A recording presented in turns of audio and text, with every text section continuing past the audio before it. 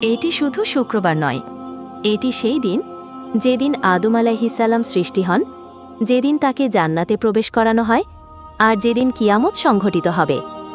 এটি সেই দিন যার প্রতি সপ্তাহে ফেরেশতারা অপেক্ষায় থাকে, যেদিন দোয়া ফিরিয়ে দেওয়া হয় না, যেদিন সূর্য উদিত হয় সবচেয়ে বরকতময় হয়ে। কিন্তু আপনি কি জানেন জুমার নামাজ ফেলে দিলে কি হয়, বা কেন কিছু জুমার দিন ইসলামের ইতিহাসের মোড় ঘুরিয়ে দিয়েছে? এই ভিডিওতে আপনি জানবেন জুমার দিনের মর্যাদা, রহস্য, ঐতিহাসিক ঘটনাগুলো, আমাদের ভুলগুলো, আর সেই সময়টা যখন দোয়া কবুল হবে। জানুন কেন জুমা শুধু একটি দিন নয়, বরং এটি আল্লাহর পক্ষ থেকে এক বিশেষ ডাক, একটি বার্তা, একটি সুযোগ যা আপনি আর হারাতে চাইবেন না। প্রিয় দর্শক, আসসালামু আলাইকুম। কেমন আছেন সবাই? আশা করি সবাই ভালো আছেন। সপ্তাহের 7 দিনের মধ্যে এমন একটা দিন যাকে বলা হয় সব দিনের সর্দান, যেদিন আল্লাহ তাআলা বিশেষ রহমত বর্ষণ করেন, যেদিন তার প্রিয় নবী সাল্লাল্লাহু আলাইহি ওয়াসাল্লাম সর্বোচ্চ মর্যাদা দিয়েছেন। আর অনেক কারণে এই দিনটা খুবই গুরুত্বপূর্ণ। জুমার দিন সত্যিই মুসলমানদের জন্য আলাদা একটা উপহার। এই দিনেই সৃষ্টি করা হয়েছিলেন হযরত আদমকে, এই দিনেই তাকে জান্নাতে প্রবেশ করানো হয়, আবার এই দিনেই তাকে পৃথিবীতে নামানো হয়, আর এই দিনেই কিয়ামত সংগঠিত হবে। রাসূলুল্লাহ সাল্লাল্লাহু আলাইহি ওয়াসাল্লাম বলেছেন, জুমার দিন হল সর্বোত্তম। সুনান ইবনে মাজা। আর এই দিন আল্লাহর কাছে এতটাই পছন্দনীয় যে কোরআনের একটা সূরার নাম পর্যন্ত রেখেছেন সূরা আল জুমুয়া। জুমার দিন জুমার নামাজ শুধু ফরজ ইবাদতই নয়, এটা মুসলমানদের জন্য একতা, দেখা সাক্ষাৎ, দোয়া আর আলোচনার একটা পবিত্র প্ল্যাটফর্ম। সবাই মিলে একসাথে নামাজ পড়ে, একে অপরের খোঁজ খবর নেয়, আর গুরুত্বপূর্ণ বিষয় আলোচনা করে। এই দিনে রয়েছে এমন একটা বিশেষ মুহূর্ত যেটা পুরো সপ্তাহে আর কোথাও নেই, যখন আল্লাহ বান্দার দোয়া ফিরিয়ে দেন না। তবে সেই মুহূর্তটা ঠিক কখন তা গোপন, যাতে বান্দারা পুরো সময় ইবাদত করে। এটা আল্লাহর একটা রহমত। কিয়ামতের দিন যাকে আল্লাহর ছায়া দেয়া হবে, সে হলো সেই ব্যক্তি যার হৃদয় মসজিদের সাথে জড়িয়ে থাকে, আর জুমার নামাজ তার জীবনের একটা অবিচ্ছেদ্য অংশ। এটা অনেকটা ঈমানের একটা প্রতীক। প্রত্যেক শুক্রবার আমাদের সামনে নতুন এক সুযোগ নিয়ে আসে, একটা দিন নিজের গুনাহ মাফ করানোর, নিজের আত্মাকে পবিত্র করানোর, আর আল্লাহর দিকে ফিরে যাওয়ার সুযোগ। এই দিনটাকে কাজে লাগানো উচিত।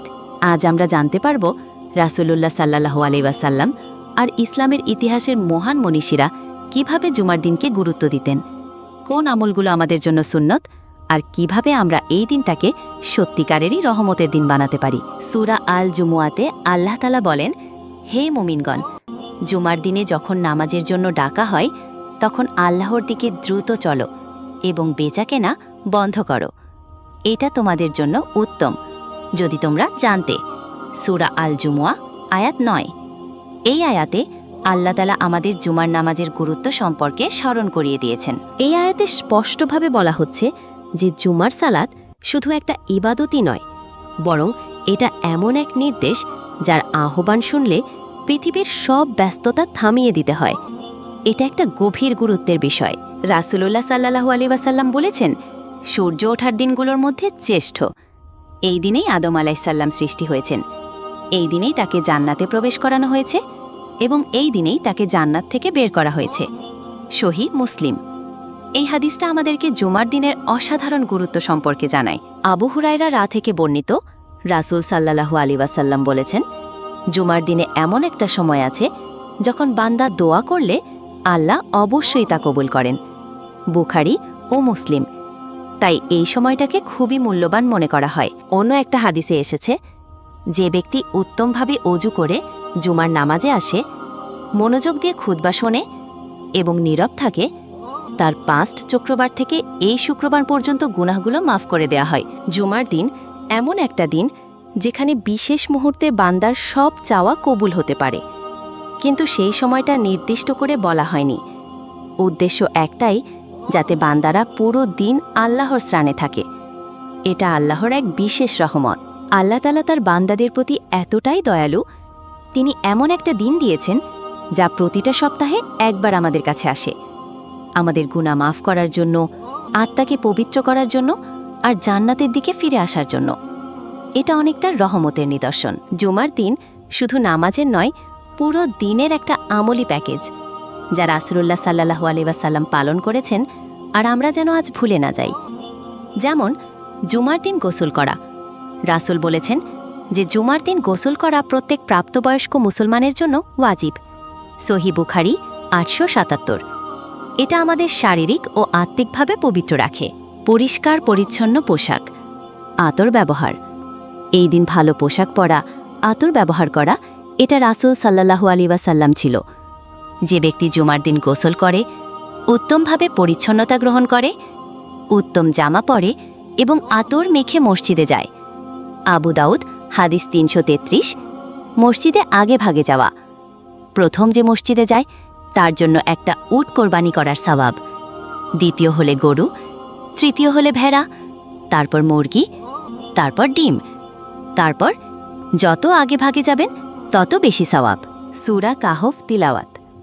রাসূলুল্লাহ সাল্লাল্লাহু আলাইহি ওয়াসাল্লাম বলেছেন, যে ব্যক্তি জুমার দিনে সূরা কাহফ তিলাওয়াত করবে তার ২ জুমার মাঝে নূর আলোকিত থাকবে। সহিহ মুসলিম। বেশি বেশি দুরূদ পড়া। জুমার দিন বেশি বেশি দুরূদ শরীফ পাঠ করার আদেশ রয়েছে। রাসূল সাল্লাল্লাহু আলাইহি ওয়াসাল্লাম বলেছেন, তোমরা জুমার দিন আমার উপর বেশি বেশি দরুদ পাঠ করো। আবু দাউদ হাদিস ১৫৩০। এগুলো মানলে অনেক ফজিলত পাওয়া যায়। দোয়া কবুলের সময় খোঁজা। জুমার দিন একটা বিশেষ সময় আছে যেটাতে বান্দার সব দোয়া কবুল হয়।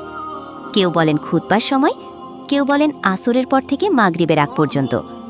তাই রাসূল সাল্লাল্লাহু আমাদের শিখিয়েছেন জুমার দিনটাকে দোয়ার দিন হিসেবে গড়ে তোলার, ইবাদত ও আত্মশুদ্ধির দিন। এটা শুধুই নামের দিন না, বরং আত্মশুদ্ধির দিন। সারাদিন নিজের আমল বিশ্লেষণ করা, অতীতের গুনাহের জন্য ক্ষমা চাওয়া আর আগামী দিনের পরিকল্পনা করা, এটা একটা সুন্নতি পন্থা। জুমার দিনের মূল কেন্দ্রবিন্দু হল জুমার খুতবা আর নামাজ।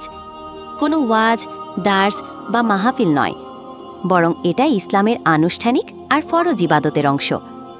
একটা খুতবার মাধ্যমেই মেম্বার থেকে ছড়িয়ে পড়ে ইসলামের শিক্ষা, ছুঁয়ে যায় হাজারো হৃদয়। আল্লাহ তাআলা সূরা আল জুমুয়ায় বলেছেন, আল্লাহর স্টনে ধাবিত হও এবং বেচাকেনা পরিত্যাগ করো। সূরা জুমুয়া আয়াত ৯। এই আয়াতে স্পষ্টভাবে বলা হয়েছে যে জুমার নামাজের সময় দুনিয়ার সব কাজ ছেড়ে দিয়ে আল্লাহর স্টনে মনোনিবেশ করা উচিত। এই আয়াতে যাও নয়, বলা হয়েছে ধাবিত হও, অর্থাৎ জুমার খুতবা শোনার জন্য দ্রুত এবং গুরুত্ব সহকারে প্রস্তুত হও, কারণ এটা সালাতেরই অংশ। আর জুমার খুতবার গুরুত্ব অনেক। রাসূল সাল্লাল্লাহু আলাইহি ওয়াসাল্লাম বলেছেন, যে ব্যক্তি খুতবার সময় কথা বলে সে শয়তানের মতো কাজ করল।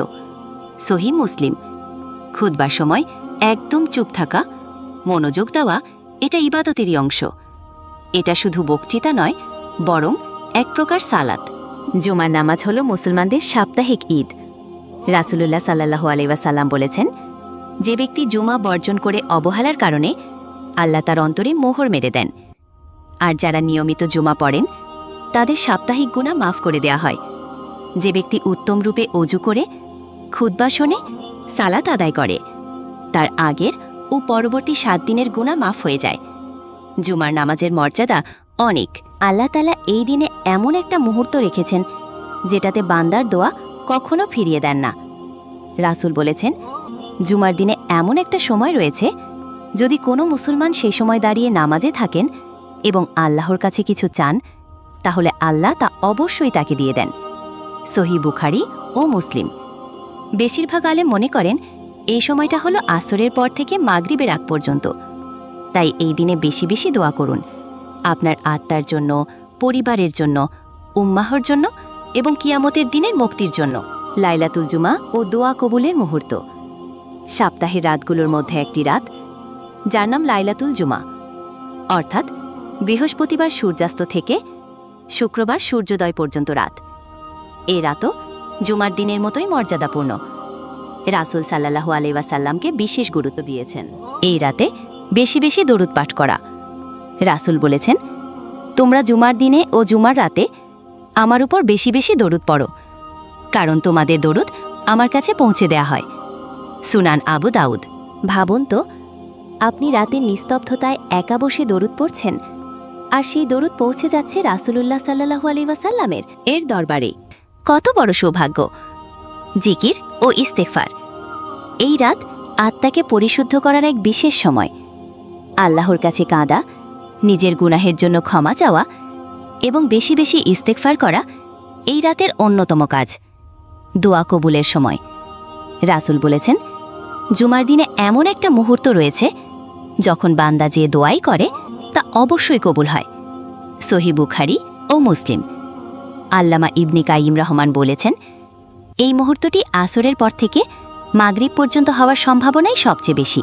এই সময়টাতে মসজিদে বসে থাকা, ইবাদতে লিপ্ত থাকা অথবা অন্তত দোয়ার মধ্যে থাকা, এটি বিশাল ফজিলতপূর্ণ। জুমার রাত ও দিন এটি শুধু একটা নির্দিষ্ট সময় নয়, বরং এটি হচ্ছে এক বিশেষ সুযোগ নিজের অতীতকে মুছে ফেলে নতুনভাবে আল্লাহর দিকে ফিরে আসার সুযোগ। ঐতিহাসিক জুমার ঘটনা। নবীজির সাল্লাল্লাহু আলাইহি ওয়াসাল্লামের জীবনে বিশেষ জুমার দিন। ইসলামের প্রথম জুমার নামাজ। হিজরতের পথে রাসূল সাল্লাল্লাহু আলাইহি ওয়াসাল্লাম মদিনার দিকে যাচ্ছেন। পথিমধ্যে মদিনার উপকণ্ঠে বানু সালিম গোত্রের এলাকায় অবস্থান করেন। তখনই তিনি জুমার দিন আসলে প্রথম জুমার সালাত কায়েম করেন। এটাই ইতিহাসে মুসলমানদের প্রথম জুমার নামাজ। বর্ণনা আছে সেখানে 100 জন সাহাবী উপস্থিত ছিলেন। বদরের জুমা, দোয়া আর তাওয়াক্কুলের দিন। 17 রমজান, দ্বিতীয় হিজরির এক জুমার দিন। ইতিহাসের এক মোড় ঘুরিয়ে দেওয়া যুদ্ধ, গাজওয়ায়ে বদর। সেদিন সকালবেলা রাসূল সাল্লাল্লাহু আলাইহি ওয়াসাল্লাম সাহাবীদের সারিবদ্ধ করে সালাত আদায় করান। তারপর তারা যুদ্ধের জন্য প্রস্তুতি নেন। বদরের ময়দানে তিনি আল্লাহর কাছে কান্নাকাটি করে দোয়া করেন, হে আল্লাহ, যদি আজ এই দলটি ধ্বংস হয়ে যায় তাহলে তোমার ইবাদত আর কেউ করবে না। সেই জুমার দিনই বদর বিজয় হয়। হজের খুতবা। আরাফাতের ঐতিহাসিক জুমা। 10 হিজরির জুমা, আরাফার ময়দান, যেখানে প্রায় 1,24,000 সাহাবী উপস্থিত। রাসূল সাল্লাল্লাহু আলাইহি ওয়াসাল্লাম দাঁড়িয়ে দেন এক খুতবা, যা এখন বিদায় হজের খুতবা নামে পরিচিত। এই খুতবায় তিনি মানবতার অধিকার, নারীর সম্মান, সুদ নিষিদ্ধ এবং মুসলমানদের ভ্রাতৃত্বের ঘোষণা দেন। আজ তোমাদের জন্য তোমাদের দিনকে পরিপূর্ণ করলাম। এই আয়াত এই দিনে নাজিল হয়। সূরা মাইদা, আয়াত 3। উহুদের জুমা। কষ্ট আর কোরবানির শিক্ষা। উহুদের যুদ্ধ ইতিহাসের এক বেদনাময় দিন। মুসলমানরা হেরে যায়, বহু সাহাবী শহীদ হন। তারপরের জুমা, নবীজি সাল্লাল্লাহু আলাইহি ওয়াসাল্লাম আহত শরীরে দাঁড়িয়ে খুতবা দেন। এই খুতবা ছিল সবর, শিক্ষা এবং আশা জাগানোর এক মহান দাওয়া। প্রতিটি জুমা আমাদের স্মরণ করিয়ে দেয়, এই দিন শুধু নামাজ নয়, এটি দিনের জন্য জীবন দেওয়ার দিনের প্রতীক। জুমার দিনে যেসব ভুল ও নিষিদ্ধ কাজ এড়িয়ে চলা উচিত, একদিকে যেমন ফজিলত ও বরকতের দিন, অন্যদিকে এটি এমন একটি দিন যাকে হালকাভাবে নিলে তা হতে পারে অপরাধের সমান। আজ আমরা বলবো জুমার দিনে আমরা কি ভুল করে ফেলি এবং কি কাজগুলো কঠোরভাবে নিষেধ। জুমার নামাজ ফেলে দেওয়া বা হালকাভাবে নেওয়া। রাসূল সাল্লাল্লাহু আলাইহি ওয়াসাল্লাম বলেন, যে ব্যক্তি জুমার নামাজ 3 বার পরপর ছেড়ে দেয়, আল্লাহ তার হৃদয়ে মোহর মেরে দেন। আবু দাউদ, হাদিস 1052। শুধু ব্যবসা, ঘুম বা অলসতার কারণে যারা জুমার নাম পরিত্যাগ করে তাদের জন্য রয়েছে কঠোর শাস্তির হুমকি। খুতবার সময় কথা বলা, মোবাইল দেখা। রাসূল সাল্লাল্লাহু আলাইহি ওয়াসাল্লাম বলেন, যদি কেউ খুতবার সময় তার পাশের ভাইকে বলে চুপ করো, তবে সে নিজেই গুনাহ করল। সহিহ মুসলিম। অথচ আমরা কি করি? ফোন দেখি, কথা বলি, হাসাহাসি করি। এগুলো খুতবা নষ্ট করা এবং নামাজের সওয়াব কমিয়ে দেয়। খুতবার সময় ঘুমিয়ে পড়া। সাহাবীরা বলেন, যদি কেউ খুতবার সময় ঘুমিয়ে পড়ে তাহলে তার সওয়াব চলে যেতে পারে। তাই এই দিন রাতে ঘুম ঠিক রাখা, মসজিদে মনোযোগ রাখা আবশ্যক। জুমার দিন কাজ বা কেনাকাটায় এত ব্যস্ত থাকা যে নামাজ মিস হয়। আল্লাহ বলেন, ফাসআউ ইলা যিকরিল্লাহি ওয়া জারুল বাইয়া, আল্লাহর স্মরণে ধাবিত হও এবং বেচকেনা পরিত্যাগ করো। সূরা মাইদা, আয়াত 9। অনেকেই দোকানে বসে থাকেন, নামাজ শেষ হলে তখন যান, অথচ নামাজের সময় ব্যবসা করা হারাম। দেরিতে মসজিদে যাওয়া। রাসূল সাল্লাল্লাহু আলাইহি ওয়াসাল্লাম বলেন, যারা জুমার জন্য আগে যায় তারা বড় বড় সওয়াব পায়। উট, গরু ভেলা এমন সাওয়াবের স্তর, আর যারা দেরিতে যায় তাদের সাওয়াব কমে যায়। আসুন আমরা এই ভুলগুলো পরিহার করি, কারণ জুমার দিন লাভ করার দিন, হারানোর নয়। জুমার দিন ক্ষমার দরজা খোলা থাকে, কিন্তু গাফেলদের জন্য সিল হয়ে যায়।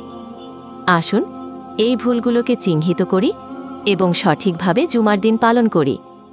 প্রিয় দর্শক, ভিডিওটি যদি ভালো লাগে অবশ্যই আপনার বন্ধুদের মাঝে ছড়িয়ে দিবেন, আর আমাদের চ্যানেলটি সাবস্ক্রাইব করবেন, আর কমেন্ট করে আমাদেরকে আরও সুন্দর সুন্দর ইসলামিক ভিডিও বানাতে উৎসাহিত করবেন। আল্লাহ হাফেজ।